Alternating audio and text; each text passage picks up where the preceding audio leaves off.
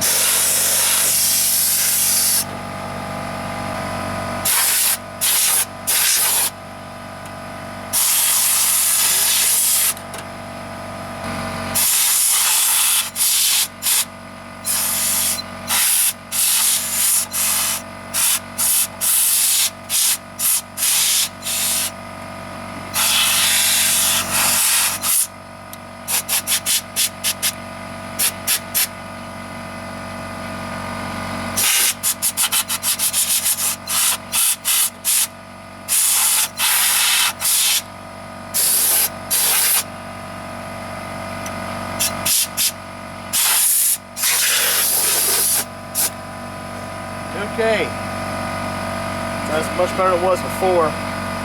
Couldn't find my other air nozzle, so I had to use this one. It's not quite as good for cleaning computers, but it does the job. But yeah, that CPU fan was really, really nasty. Big time nasty. So I didn't even want to start that system without doing the clean out first, because I knew the CPU was probably overheating. And just as an added bonus, I'm going to clean out this power supply.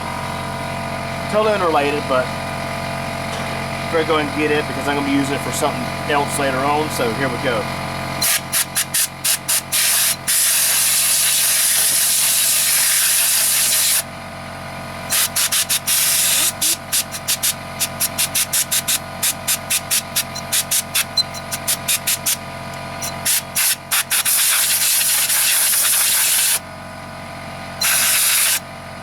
Okay. Okay, so here's a better look at this thing post cleaning. Now of course it's getting dark out here, so yeah, this motherboard, typical from the era. The capacitors, a lot of them are failing, so not sure if this thing will even be able to run stable without a recap first, but we shall see. Again, this is a it was from a Gateway. I think this motherboard was actually a Gateway OEM motherboard. Has a socket 423 processor, probably Pentium 4 or maybe a Celeron. Yeah, typical from 2000 to 2001. It's got DDR, SDRAM. These motherboards from that era, you could either have DDR or SDRAM or RDRAM. It really depends. But yeah, there you go.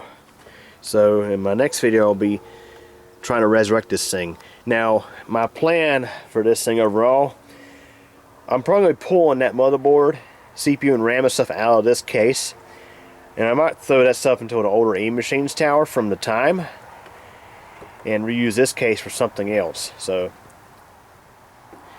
yeah, I mentioned in the prior video that this is a typical from the era computer case. The case is probably from 2005, 2006. Now, I say that term kind of loosely from the time, because I think a lot of cases by that time were already starting to look more modern, not beige like a 1990s case. When I first saw this computer, I thought the thing was from the 90s. But no, it's newer. Yeah, of course, still pretty old by today's standards, but there you have it. So, anyways, that's it for this video. Hope you enjoyed it. Thanks for watching.